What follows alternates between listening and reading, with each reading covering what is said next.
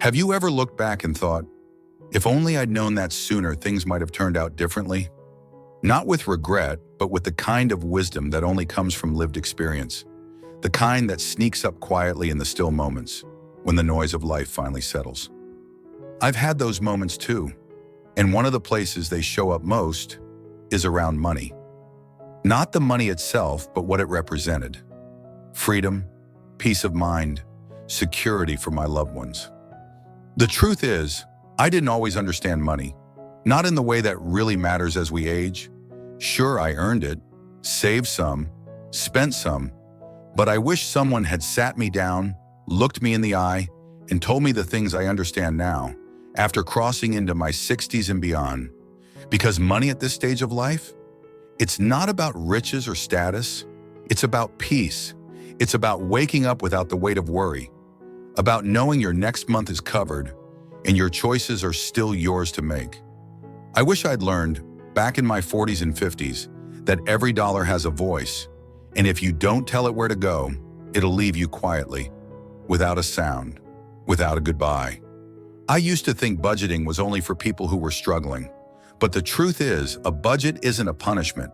It's a plan, a gentle map toward dignity and calm in your later years. And let me tell you, dignity is priceless. I also wish I truly understood how small habits, repeated over time, can shape entire decades. It's not the big windfalls that build a strong financial life. It's the tiny decisions, the lunch you brought from home, the new coat you chose not to buy, the extra payment you made on the mortgage, even when it felt like a drop in the ocean. Those little drops, they add up. Back then, I believed that retirement would be this magical place, somewhere out there in the future, where I'd finally get to relax. But no one told me that the journey there is paved with daily, intentional choices, and that the earlier you start, the softer that landing becomes. One of the hardest truths I had to face: you can't count on everything staying the same. Jobs end, health changes, family dynamics shift. I wish I'd created more than one stream of income, even something small, something humble, because when the main tap runs dry, even a slow drip can be a lifeline. And speaking of health, oh, how I underestimated its cost. I used to think, I have insurance. That'll cover it. But aging comes with co-pays, prescriptions, unexpected procedures, and sometimes choices between what you need and what you can afford. No one told me that taking care of your body is one of the smartest financial decisions you can make. And it starts with something as simple as walking, drinking water, getting enough rest. It all connects. I remember one afternoon sitting across the table from a friend in his early 70s. He said something that's stayed with me ever since. If I had learned how to live with less when I was younger, I would have had more of what really matters now: freedom, simplicity, and peace. And he was right. I used to equate success with more. More things, more rooms, more plans. But the older I get, the more I realize that less often means more. More clarity, more time, more gratitude for what I already have. It's not too late to start thinking differently, to start living differently, even in your 60s, 70s, or beyond. Every choice you make today is a seed planted for the years ahead. And whether you have a forest already or just a single seed in hand, you can still grow something beautiful. Money isn't everything, but the way we treat it has a way of shaping the rest of our lives. And when you've still got time, you've still got power. I wish someone had told me that generosity needs boundaries. It feels good to help the people you love, to say yes when your children ask for support, or when a friend needs a hand. It fills your heart to be needed, to be the one who steps in. But here's what I didn't understand back then.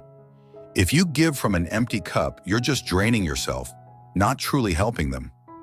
I've learned the hard way that being generous doesn't mean sacrificing your own peace, especially after 60. Because the truth is, when you give away your savings to fix someone else's mess, you may just be creating one of your own. There's a quiet kind of strength in saying, I can't help in that way right now. You don't stop loving them. You're just choosing to love yourself too. I wish I'd understood that protecting my future wasn't selfish. It was wise. It was necessary. There's also something no one warned me about: the emotional side of money in later life. There's a silence that comes when income slows down, when you're no longer earning. It's not just about numbers, it's about identity. So much of who we are gets tangled up in how we provided, what we built, what we earned. And when that chapter ends, it can feel like you've lost your footing. But I'm here to tell you, you are not your bank balance. You are not your portfolio. You are still you, wise, worthy, and deeply valuable, regardless of what's left in the account. That said, I do wish I had gotten comfortable with money conversations sooner. Talked more openly with my spouse, with my children, even with myself. I avoided those talks, felt awkward, ashamed, like I should have known better. But silence can be expensive, and confusion, even more so. It's okay to ask questions, to get help, to admit when something doesn't make sense. There's no shame in learning later, only power. I also wish I'd thought more deeply about what I really wanted my money to do for me. Because having money isn't the goal, using it meaningfully is. Do you know what I treasure most now? Simple things. A comfortable chair in the morning sun, fresh fruit in the fridge, the ability to take my grandchildren out for lunch and not worry what's in my wallet. That's wealth to me, not yachts or penthouses, but freedom. The freedom to live gently and love generously without the constant ache of fear. And here's something else I've come to believe. Money likes clarity. It thrives in calm, thoughtful hands. I wish I'd kept better track, not obsessed, but aware. Because when you don't look, you assume, and assumptions are expensive. Now I keep it simple.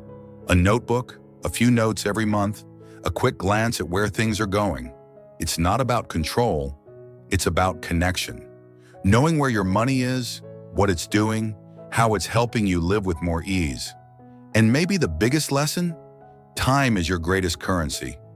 I used to think money was the answer, but I've found that time, well spent, present, and peaceful, is what I was really chasing all along. So if you're in your 60s or 70s and you're wondering if it's too late, I want you to hear me clearly. It's not even close. You still have choices, you still have wisdom, you still have today, and today is always enough to begin again. I wish I'd known that joy doesn't come from spending. It comes from noticing the soft hush of a quiet morning, a warm slice of pie, the laughter of someone you love sitting right across from you. Those little things, they're easy to overlook when you're caught in the chase, but in the end, they're what remain. No one ever said on their last day, "I wish I'd bought more," but many have whispered, "I wish I'd worried less." I used to think being careful with money meant living small. Now I understand it means living smart. So your energy goes into moments, not monthly statements. I wish I'd trusted myself more. Trusted that I didn't need every upgrade, every sale, or every fleeting want. Because what I needed was peace. And peace isn't something you purchase. It's something you preserve. And here's the beauty of it. You can begin at any time. Your age doesn't disqualify you. Your past doesn't discredit you. And your current balance doesn't define your worth. You still have time. And time used wisely is more valuable than gold.